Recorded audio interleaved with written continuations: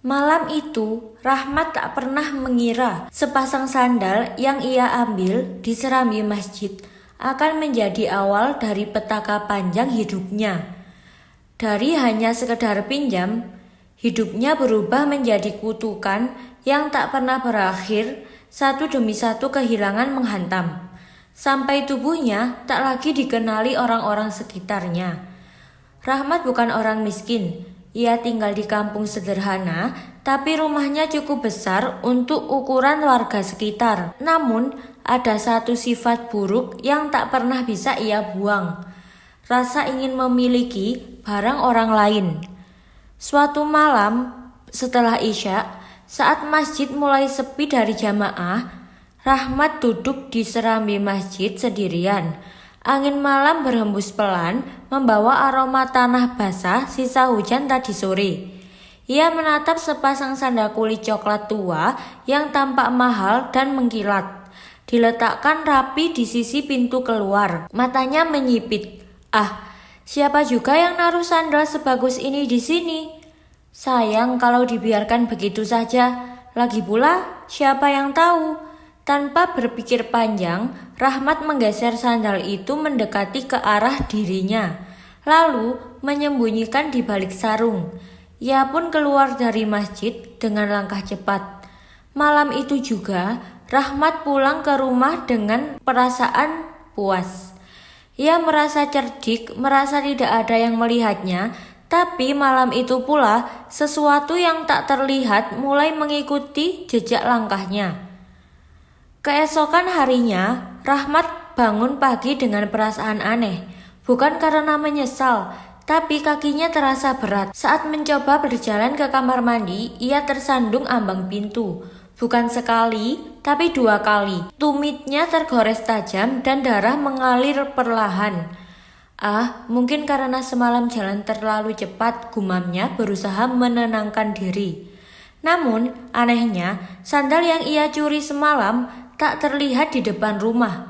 Padahal ia yakin betul meletakkan di teras. Ia mencari ke sekeliling, bahkan hingga ke belakang rumah tak ada jejaknya. Istrinya Wati yang melihat Rahmat mondar-mandir bertanya, "Kamu cari apa, Bang?" Rahmat menjawab singkat, "Enggak, cuma sandal. Mungkin disembunyikan anak-anak." Wati tak menanggapi lebih jauh. Tapi dalam hatinya, ia merasa ada yang janggal. Rahmat bukan tipe orang yang peduli dengan sandal, apalagi sampai mencarinya begitu serius. Sorenya, Rahmat pergi ke warung kopi. Di sana, teman-teman duduk melingkar, membahas isu-isu kampung seperti biasa. Salah satu dari mereka, Pak Mamat, berkata, kalian dengar nggak? Ada yang kehilangan sandal di masjid tadi malam. Sandal mahal katanya dari anak pesantren yang baru datang." Rahmat menelan ludah. Wajahnya tiba-tiba memanas, ia pura-pura tertawa. Mungkin salah taruh. Pak Mamat melanjutkan, "Tapi aneh, katanya si anak itu mimpi buruk semalam. Katanya dalam mimpinya ada orang bawa kabur sandalnya sambil diseret oleh makhluk hitam besar." Tawa di warung itu mendadak hening. Rahmat merasakan tengkuknya dingin. Malam berikutnya, Rahmat tidak bisa tidur. Hawa kamarnya mendadak panas, padahal kipas menyala. Istrinya tidur dengan nyenyak, tapi ia justru merasa ada seseorang mengintip dari sudut ruangan. Ketika ia menoleh, sosok itu hilang, tapi bau anyir dan lembab seperti sepatu basah tercium kuat. Pagi hari, matanya sembab. Ia mencoba menyiram tanaman di depan rumah, namun embernya pecah begitu saja saat diangkat. Tak hanya itu, ayam-ayam peliharaannya mati mendadak dengan luka aneh di bagian kaki, mirip seperti bekas cakaran. Wati mulai curiga. "Bang, kamu beneran gak sembunyiin sesuatu dari aku? Ini rumah kita aneh banget akhir-akhir ini." Rahmat hanya menggeleng, tapi dalam hati ia mulai gelisah. Ia coba mengembalikan sandal itu ke masjid malamnya, tapi tak ia temukan lagi di rumah, hilang tanpa jejak. Dan saat ia melangkah keluar rumah, ia terpeleset di teras. Kepalanya terbentur batu kecil, darah menetes. Dan malam itu, ia dilarikan ke klinik terdekat. Malam ketiga setelah pencurian itu, Rahmat mulai tak bisa membedakan mimpi dan nyata. Saat tertidur, ia bermimpi berjalan tanpa alas kaki di halaman masjid yang penuh duri. Setiap langkahnya membuat kakinya berdarah. Dan di kejauhan, terdengar suara seseorang membaca doa dengan suara berat dan melengking. Ia terbangun dengan nafas tersenggal, dan yang membuatnya panik, kakinya benar-benar berdarah. Seperti habis tertusuk duri, meskipun ia tak keluar rumah sama sekali malam itu. Wati kaget melihat kondisi suaminya. "Bang, ini nggak wajar, kita harus ke Ustadz. Mungkin kamu diganggu jin atau apa." Tapi Rahmat justru marah. "Nggak usah urusin aku, ini cuma luka biasa." Wati menangis. Ia tak tahu lagi harus berkata apa. Suaminya bukan hanya berubah fisik, tapi juga perangainya. Rahmat makin mudah marah, makin tertutup, dan sering bicara sendiri. Di kampung, kabar mulai beredar. Rahmat sakit aneh. Kata orang-orang, beberapa menyebut ada azab. Meski tak tahu kisah di baliknya.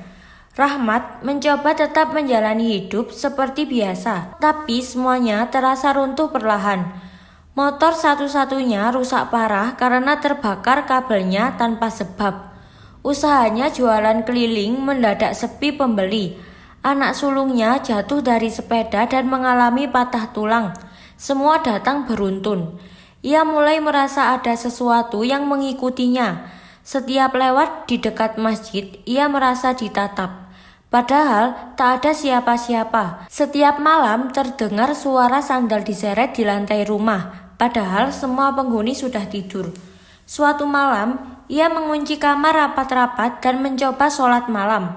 Tapi saat ia takbir, suara tawa kecil terdengar di belakangnya. Ia menoleh dengan cepat dan melihat bayangan besar hitam. Tanpa wajah, mengenakan sandal yang ia curi. Rahmat jatuh terduduk, ia menangis. Tubuhnya gemetar, untuk pertama kalinya ia menyesal, benar-benar menyesal. Paginya, Rahmat akhirnya memanggil Ustadz Hamid, tokoh masjid kampung itu. Dengan wajah pucat dan tubuh gemetar, Rahmat menceritakan semuanya, tentang sandal itu, tentang rasa tamaknya, tentang gangguan-gangguan yang terus menempel padanya. Ustadz Hamid menggeleng pelan. "Rahmat, yang kamu curi bukan cuma sandal, tapi juga kehormatan di rumah Allah. Kamu ambil sesuatu yang bukan milikmu dari tempat yang suci. Bertobatlah, kembalikan, minta maaf pada pemiliknya, dan bertaubatlah dengan sungguh-sungguh." "Tapi sandalnya sudah hilang, Ustadz. Allah tidak meminta yang tidak bisa kau kembalikan, tapi Allah menunggu ketulusan hatimu." Beberapa hari setelah mengaku pada Ustadz Hamid, Rahmat memutuskan datang ke masjid. Untuk pertama kalinya sejak malam itu, ia kembali menginjak halaman rumah Allah dengan perasaan penuh takut. Saat masuk, pandangan jamaah tertuju padanya. Ada yang melirik tajam, ada yang berbisik-bisik, tak ada yang menyambutnya, bahkan beberapa menyingkir pelan. Rahmat tetap berjalan, langkahnya berat, ia duduk di pojok belakang menunggu sholat zuhur selesai. Hatinya bergetar hebat. Selesai sholat, ia mendekati seorang pemuda berjubah putih. Dialah pemilik sandal yang diceritakan warga. "Maaf, kau yang kehilangan sandal beberapa waktu lalu ya?" tanya Rahmat dengan suara gemetar. Pemuda itu mengangguk heran. "Iya, tapi saya sudah ikhlaskan. Kata ibu saya, mungkin itu ujian." Rahmat tak bisa menahan air mata. Ia sujud di hadapan pemuda itu. "Saya yang ambil, maafkan saya salah. Saya dihantui dosa ini siang dan malam." Pemuda itu terkejut, tapi alih-alih marah, ia memeluk Rahmat. "Allah lebih luas ampunannya dari dosamu, Pak. Saya sudah memaafkan." Beberapa jamaah yang menyaksikan itu terdiam, namun tidak semuanya simpati. Di luar masjid masih ada cibiran dan hinaan yang menunggu. Meski telah minta maaf, hidup Rahmat tidak kembali normal begitu saja. Trauma masih membekas. Ia masih sering terbangun tengah malam karena suara sandal diseret. Ia masih sering merasa diawasi saat lewat masjid. Namun, ada yang mulai berubah. Ia mulai rajin sholat 5 waktu. Ia bantu bersih-bersih masjid. Ia bahkan menyerahkan sebagian hasil jualannya untuk kotak infak. Istrinya Wati mulai tersenyum kembali. Anak-anaknya mulai tak takut padanya lagi. Namun ujian belum selesai. Suatu malam, Rahmat terjatuh pingsan di dalam masjid saat sedang mengepel. Ketika dibawa ke rumah sakit, dokter menyatakan ada kelainan di syaraf kaki. Penyebabnya tak jelas, tapi Rahmat mulai sulit berjalan. Sakitnya mirip seperti luka yang ia dapatkan dalam mimpi waktu itu. Ustadz Hamid datang menjenguk. Kadang dosa memang diampuni, tapi jejaknya bisa tetap tertinggal sebagai pelajaran. Rahmat hanya mengangguk. Ia pasrah, tapi ia tak lagi mengeluh. Seiring waktu, Rahmat menerima kondisinya dengan hati yang lebih tenang. Ia kini menggunakan tongkat untuk berjalan, namun langkahnya selalu menuju masjid.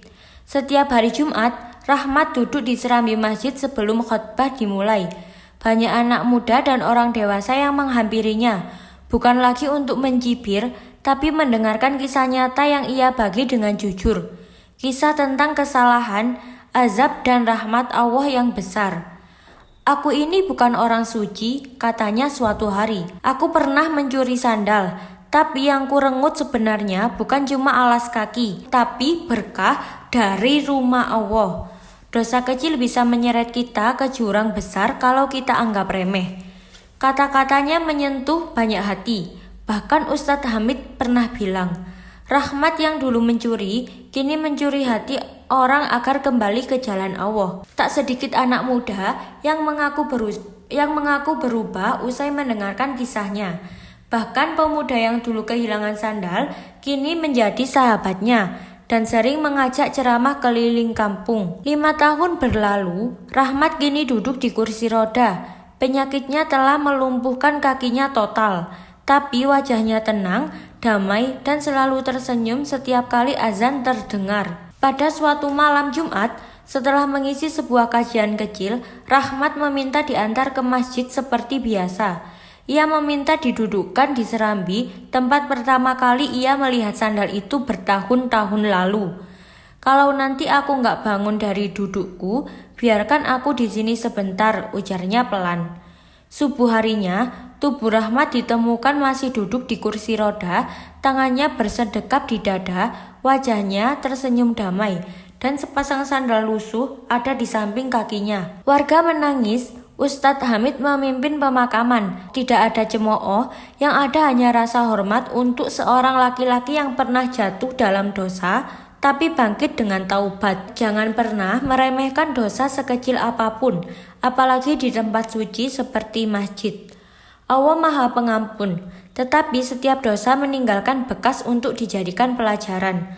Taubat yang sungguh-sungguh bisa mengubah aib menjadi amal dan kesalahan menjadi dakwah.